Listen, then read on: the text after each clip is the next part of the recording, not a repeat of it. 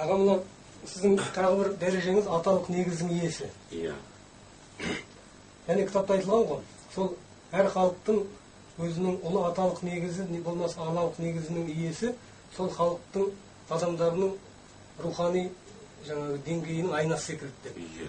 Сонда қазір мына сіздің күйге деген ықыласыңыз, бүкіл қазақтың күйге деген ықыласын, домбыраға деген ықыласын оятты. Оятты, қазір бәрі де құмар болды қазір домбыраға. Бәрі де құмар. Осыдан 10 шақты жыл бұрын ондай емес еді. Иә, сөзсіз.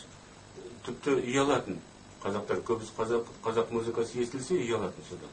Ұялып, тіптен қызарып, басын тұрып. Ал қазір, әсіресе қазір көтойларда тіпті балалардың бәрі де домбыраға үйрететін болды. Ол престижный инструмент болды. Скрипкадан артық. Домбыраға ойнаған бала, ол мерседеске мінгендей болады қазір. Менде бір сұрақ бар. Иә. Тек мен болмас, басқа да мүмкін балалар ойлайтын болар. Иә. Аталық негіздің иесі Ақсарбас өзінің таңдаулы адамдарымен жерұйыққа кетіп қалатын болса, сонда мұнда қалған елге кім ие болады? Ие болады, ие болғаны бір енді қасиеті жер бос болмайды ғой. Біреу кетсе, екіншісі шығады. Мен кетсем, қазақ елінің ішінен еркек шығады, ата несінің иесі. Сонда сол қасиет, ол көшеді ғой адамдар? Көшеді. Онда көшеді. Ол өз еркімен басын тартпаса, ешкімге ол берілмейді. Бірақ, ол одан да биік деңгейге көтерілсе, ұлттық деңгейден, ғарыш деңгейіне, онда оның орны артынан келе жатқан жеткіншек, соны басады. Көбісі соның шәкірті. Қазыбек бидің жас уақытында Қоңтажыға берген жауабы, ол да сол енді қазақтың атынан сөйлейді ғой. Біз қазақ деген аз баққан еліміз. Қазақтың атынан. Ол қазақтың киесі мен қасиетін бойына ұстап тұр ғой. Иә, өз атынан сөйлесе, Қоңтажы оған көнбейтін еді. Ал қазақтың атын сөйлеген оның күшін түсініп, Абылайдың жазадан құтылуы. Иә, оның артында Тәңір тұрғанын түсініп, деген ол босатты жіберді. Қорыққаны, Құдайдан қорыққаны, Қоңтажы ешкімден де қорықпайтын. Қалмақтар сол бір ғасыр бұрын, сол оқиғада, Қытай армиясын тасталқан шығарып, император тұтқынға түскен қалмақтардың қолына. Үлкен ақшамен сатып алды қытайлықтар. Сол үшін қытайлықтар өшпіп, аяғында қалмақ әлсірегенде, сол жердегі тұрған қалмақ жыңға деген халық қазір жоқ. Баласымен сөйіп тастаған болды. Аға, тағы бір сұрақ. Мынау сіздің кітапта Ақсарбаздың өмірі, сіздің балалық шағыңыздан рухани деңгейге жеткенге дейінгі өмірі өте қысқа берілген. Қысқа берілген. Ал бұл ұлы білімді бойына сыйғызған адам үшін ол өте аз әңгіме. Одан кейін сіздің тек қана физикалық дүниедегі емес, сіз өзіңіз айттыңыз ғой, сезім, мендегі сезім ешқашан айырылмайды, яғни ұйықтағанда да сезім өшпейді. Ол барлығы есімде тұрады деп. Сонда ментал, астрал және ұлы жандар дүниесіндегі гиперкеңістіктегі өмірлеріңіздің бәрі, сіз ол үлкен білімменен негізделіп жатыр ғой. Үлкен көп оқиғалар мен қызықты. Сол туралы бір кейбір әңгімелерді есіңізде қалған әңгімелеп берсеңіз. Әңгімелер қызық. Сонда ғарыш шайқасы болғаннан кейін не болды? Үлкен мереке той болды. 78 жыл ғой. Иә, сол 78 жыл жойылғаннан кейін. Астрал дүниесінде ме? Жоқ, гиперкеңістік.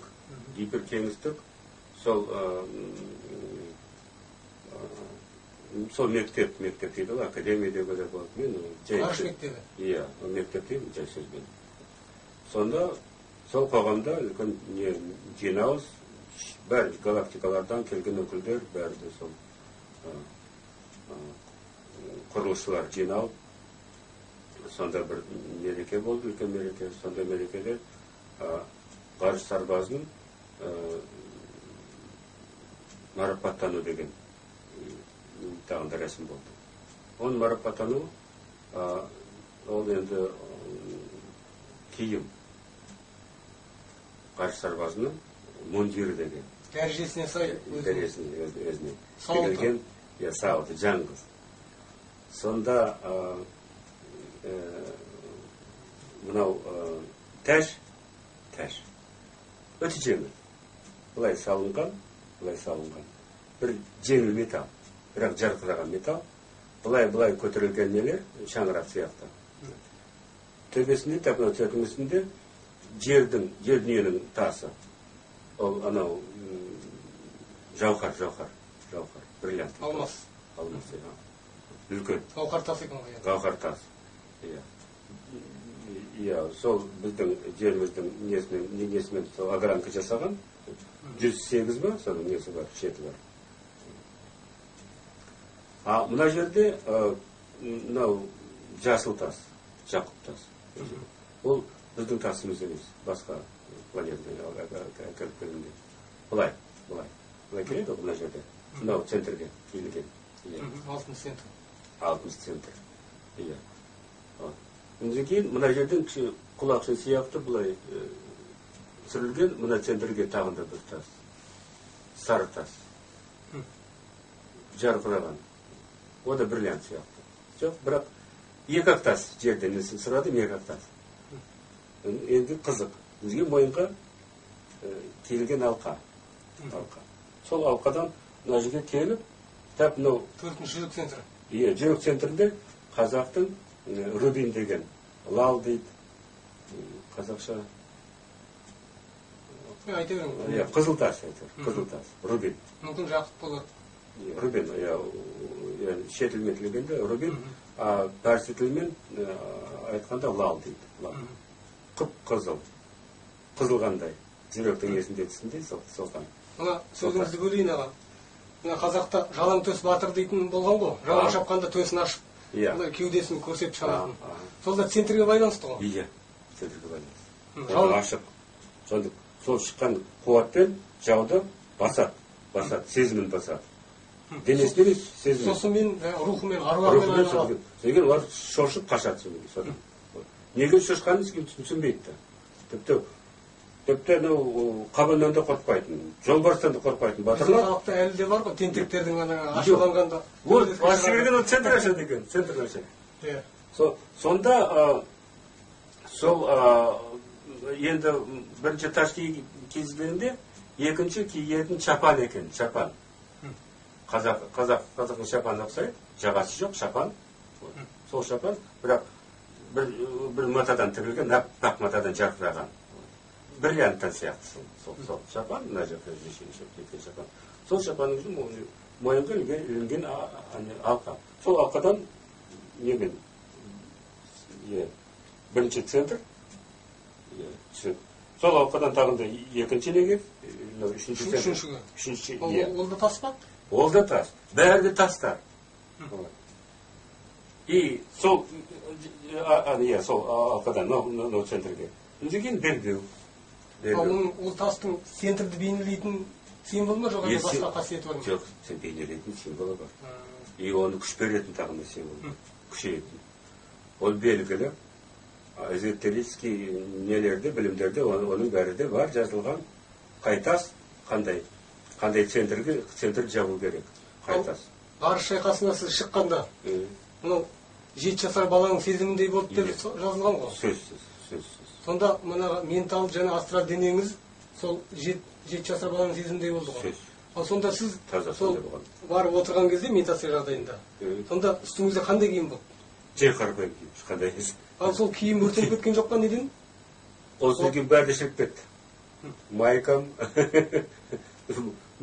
майка үшін ұйықтағанда бір кішім жатам ғой.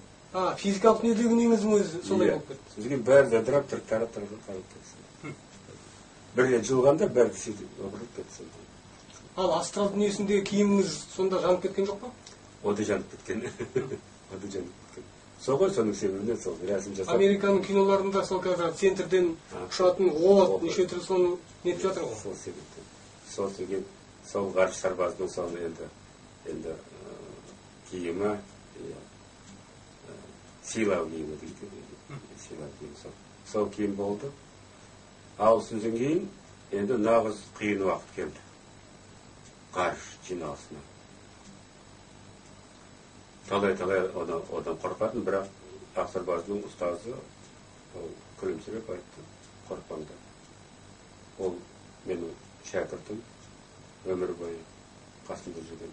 Ол ешқашанда ғарыш семсерін, ғарыш алдаспан ешқашанда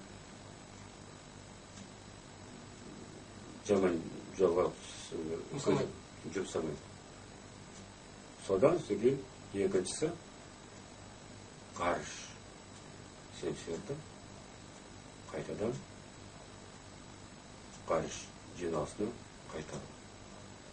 Өзіңіздің қасиетіңізден, өз еркіңізден бас тарту. Иә, бас тарту. Ол күшті. Ол күш жерде ешқандай оның пайдасы жоқ. Ол күшті.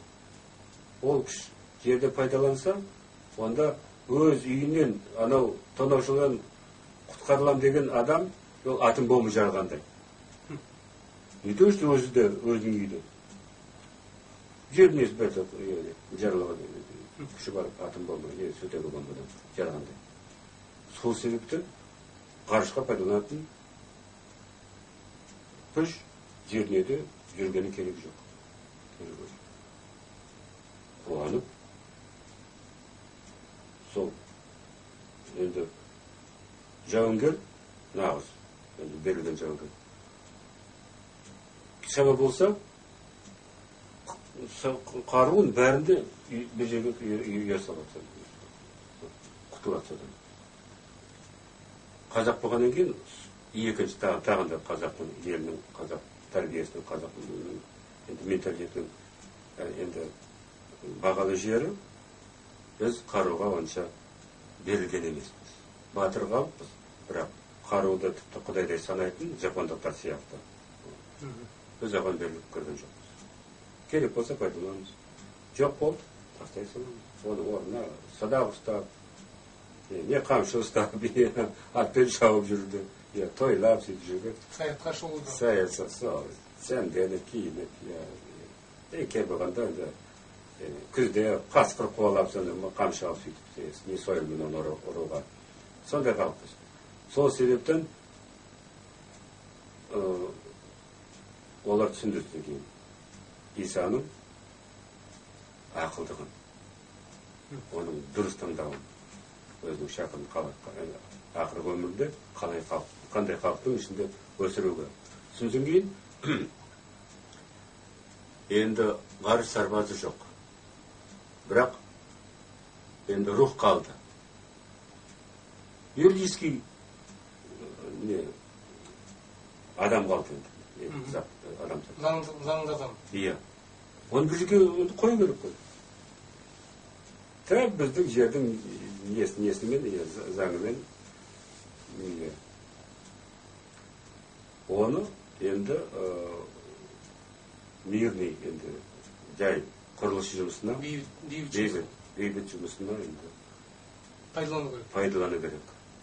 Сол себептен ол ғарыш несінде тарихында ешқашанда ондай оқиға болған жоқ. Қолма-қол 7-ші деңгейге өткізу, құрылысының 7-ші деңгейіне, басқа деңгейге. Бірақ алдында мен бір емтихандан өттім. 6-шы сатының емтиханынан. 6-шы сатының емтиханын өтіскен, басқа емтиханды өтіскендей болады, теңдес оның сұрақтары. Бұл сонда профессионал боксерді мына ғалымдар, академиктер үйінің ең жоғары несі соғып кіргізген. Боксер емес, жауынгер, айтам, жауынгер. Кім деді, қан барып атырды ма, бөген байды ма, академияға сразу басқаруға. Бұл өте қиын ғой. Өте қиын. Сонда дипломный 6-шы сатының проекті курсовой. Курсовой соған 10-ші курсқа өту үшін. Менің проектім сонда дипломный проектінің кітап болды, Ақсарбас кітап, біріншісі реферат деп санады, реферат, обзорный кітап. Ал толық диплом, мынау кітап болды, толық диплом. А оның несі, енді одан шыққан пайда дейміз, проекті. 6-шы сатының мемлекеті қазіргі. Бірақ ол онша неге еске алынған жоқ, оған қанағат болған жоқ, орнына келген жоқ, комиссия шешті. Оны алып тастады. Ал нағыз толық комиссияны толық қанағаттанған ол қазақ 6-шы сатының балалары, азаматтары. Сіздің дайындаған? Иә, менің дайындаған. Сонда енді сезімнен көрсеттім олардың түрлерін. Біріншіден ол 4-ші деңгейі, эволюцияның денелік сұлуы. Деген олардың ақылдығы, бәрді физика, математика, бәрді сол көкілдің балалары. Музыкаға емес, университетке түсіп жатыр, біздің политехническийге түсті, экономическийге түсіп жатыр, дипломатияға. Біреусі музыка кеткен жоқ, біреусі. Вот сол 6-шы сатының балалары сондай оларды таңқалдырды. Космоста, ғарышта адамнан сұлу зат жоқ. Адамнан сұлу. Адамдардың ішінде нағыз. Тіршілік жоқ. Аллардың ішінде нағыз сұлу қазір енді. Адам, қазақтың елінің балалары, қыздары. Ол сөз, біздің әлемізде де ол сөз қазір енді. Танысаны. Сол бәрі қанағат бол. Енді маған, онда ол оценка жоқ. Не өтеді, не өтпейді деген. Не жарайды, не жараспайды. Жараспайтын оқиға, сонда бірнеше болды оқиға. Жараспағанмен. Зачет ала алмай қалған уақытың осы. Иә, сонда. А мына жер өтіп кетті сол арқасынан. Мына кітап, екінші мына балалар. Оның зерттеуімен. Сол рухани жағынан сөйген, оны оған қосқан сопровождение өнер біздің күйлеріміз, ол сөзсіз ғарыш музыка деп саналды. Қазақтың күйлері. Енді сонда сол енді білім арқасында, дін арқасында екіншіден ғарыштың байлығына қосқан қазақтың. Енді нағыз бағалы жері қазақтың күйлері. Мен қазақтың әндерін жақсы көрем. Жүрекке өте жақсы көреді. Бірақ сезім бәрі ұжым көтеретін қазақ күйлері. Домбыра күйі, сөзге қобыз күйі. Қорқыт атамыздың, ықыластың, азғы жүмді күйлері.